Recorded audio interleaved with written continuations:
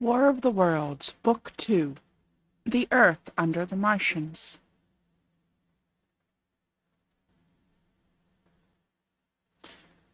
Chapter 1, Underfoot. In the first book, I have wandered so much from my own adventures to tell of the experiences of my brother that all through the last 2 chapters I and the curate have been lurking in the empty house at Halliford, whither we fled to escape the black smoke. There I will resume. We stopped there all Sunday night and all the next day, the day of the panic, in a little island of daylight, cut off by the black smoke from the rest of the world. We could do nothing but wait in aching inactivity during those 2 weary days. My mind was occupied by anxiety for my wife. I figured her at Leatherhead, terrified, in danger, mourning me already as a dead man. I paced the rooms and cried aloud when I thought of how I was cut off from her, of all that might happen to her in my absence. My cousin, I knew, was brave enough for any emergency, but he was not the sort of man to realize danger quickly, to rise promptly. What was needed now was not bravery, but circumspection. My only consolation was to believe that the Martians were moving Londonward and away from her.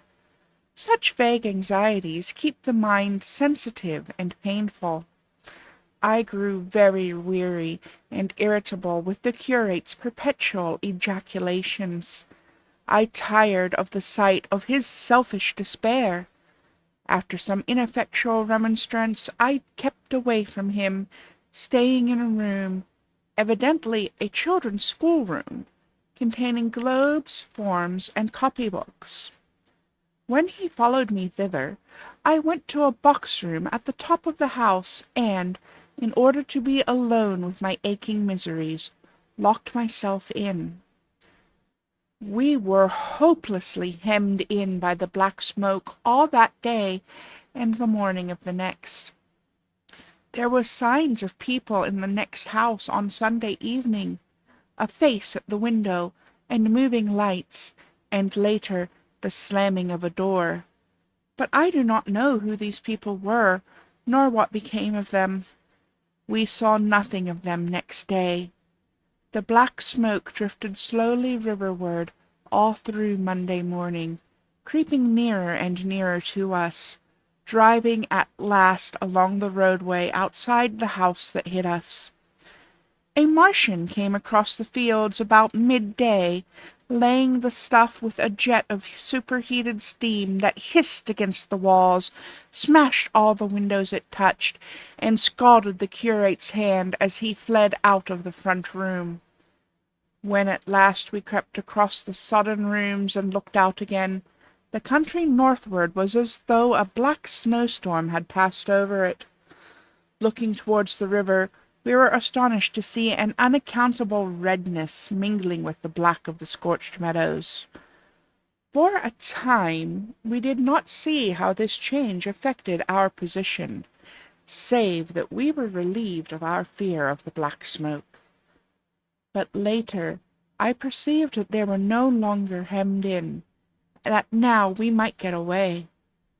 So soon as I realized that the way of escape was open, my dream of action returned. But the curate was lethargic, unreasonable. "We are safe here," he repeated. "Safe here." I resolved to leave him. Would that I had! Wiser now for the artilleryman's teaching, I sought out food and drink. I had found oil and rags for my burns, and I also took a hat and a flannel shirt that I found in one of the bedrooms. When it was clear to him that I meant to go alone, had reconciled myself to going alone, he suddenly roused himself to come, and all being quiet throughout the afternoon, we started about 5 o'clock, as I should judge, along the blackened road to Sunbury. In Sunbury, and at intervals along the road, we were dead were dead bodies lying in contorted attitudes, horses as well as men, overturned carts and luggage, all covered thickly with black dust. That pall of cindery powder made me think of what I had read of the destruction of Pompeii. We got to Hampton Court without misadventure, our minds full of strange and unfamiliar appearances, and at Hampton Court our eyes were relieved to find a patch of green that had escaped the suffocating drift. We went through Bushy Park, with its deer going to and fro under the chestnuts, and some men and women hurrying in the distance towards Hampton, and so we came to Twickenham. These were the first people we saw. Away across the road, the woods beyond Ham and Petersham were still afire. Twickenham was uninjured by either heat ray or black smoke, and there were more people about here, though none could give us news. For the most part they were like ourselves, taking advantage of a lull to shift their quarters. I have an impression that many of the houses here were still occupied by scared inhabitants, too frightened even for flight. Here, too, the evidence of a hasty rout was abundant along the road. I remember most vividly 3 smashed bicycles in a heap, pounded into the road by the wheels of subsequent carts. We crossed Richmond Bridge about 8:30. We hurried across the exposed bridge, of course, but I noticed floating down the stream a number of red masses, some many feet across. I did not know what these were. There was no time for scrutiny, and I put a more horrible interpretation on them than they deserved. Here again on the Surrey side were black dust that had once been smoke, and dead bodies, a heap near the approach to the station.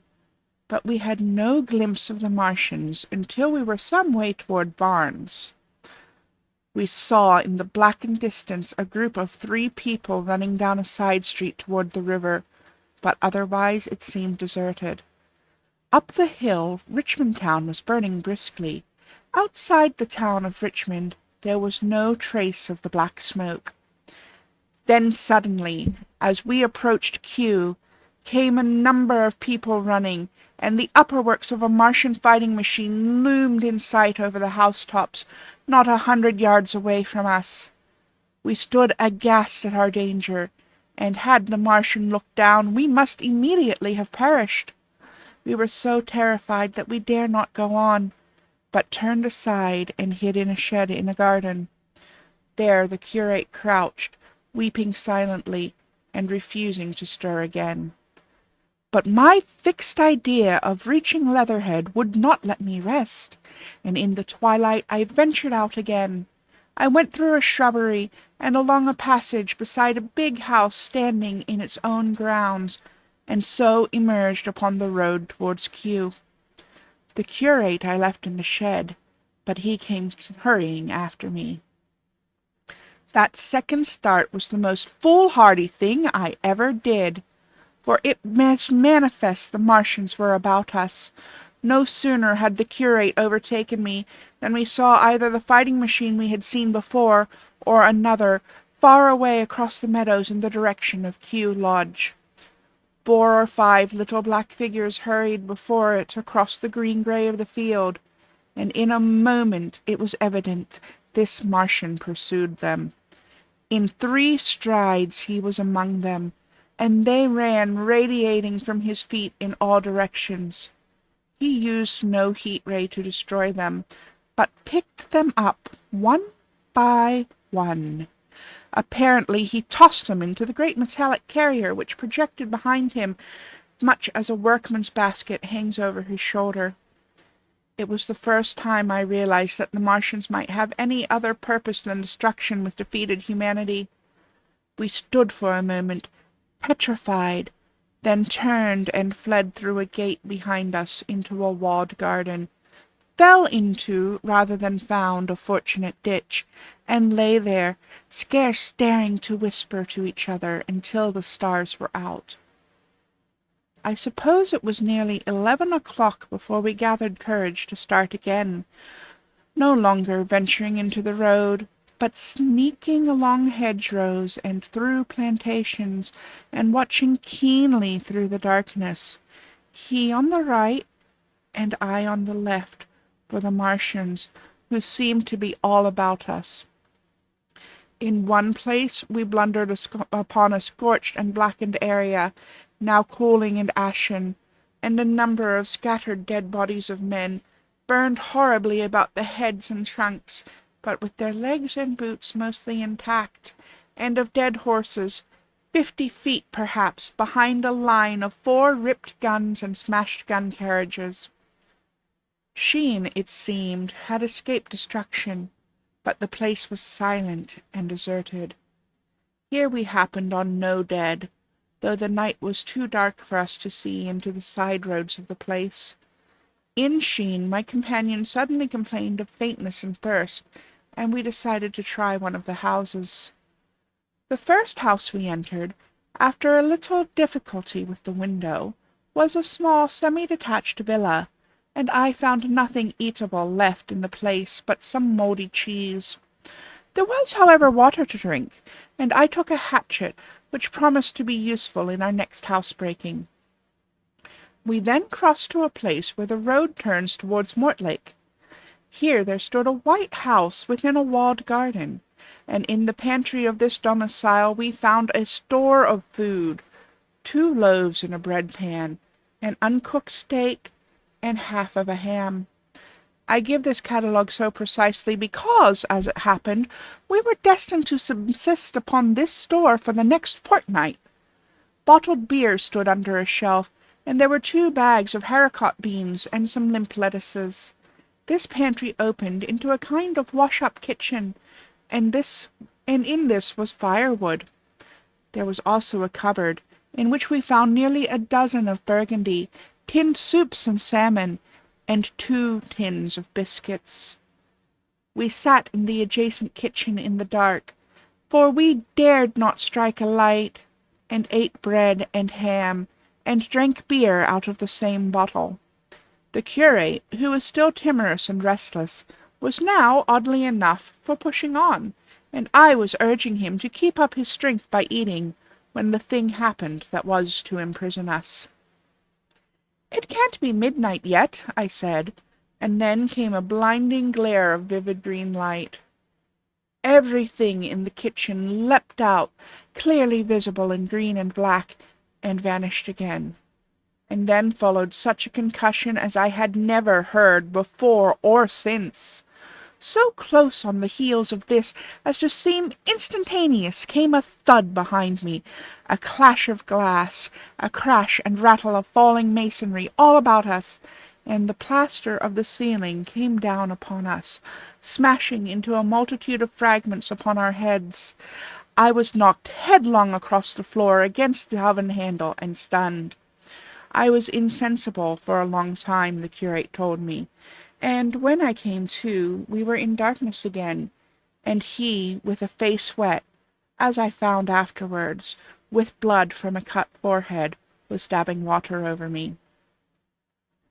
For some time I could not recollect what had happened. Then things came to me slowly. A bruise on my temple asserted itself. "Are you better?" asked the curate in a whisper. At last I answered him. I sat up. "Don't move," he said. "The floor is covered with smashed crockery from the dresser.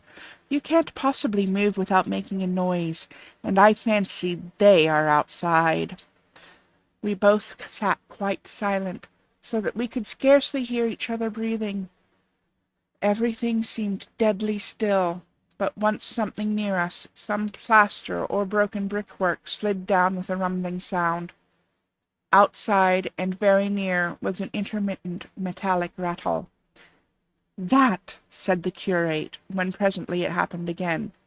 "Yes," I said, "but what is it?" "A Martian," said the curate. I listened again.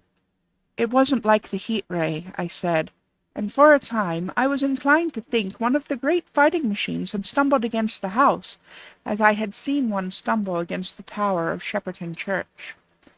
Our situation was so strange and incomprehensible that for 3 or 4 hours, until the dawn came, we scarcely moved. And then the light filtered in, not through the window, which remained black, but through a triangular aperture between a beam and a heap of broken bricks in the wall behind us. The interior of the kitchen we now saw greyly for the first time. The window had been burst in by a massive garden mould, which flowed over the table upon which we had been sitting and laying about our feet. Outside, the soil was banked high against the house. At the top of the window frame we could see an uprooted drain-pipe. The floor was littered with smashed hardware. The end of the kitchen towards the house was broken into, and since the daylight shone in there, it was evident the greater part of the house had collapsed. Contrasting visibly with this ruin was the neat dresser, stained in the fashion, pale green, and with a number of copper and tin vessels below it, the wallpaper imitating blue and white tiles, and a couple of coloured supplements fluttering from the walls above the kitchen range. As the dawn grew clearer, we saw through the gap in the wall the body of a Martian, standing sentinel, I suppose, over the still glowing cylinder.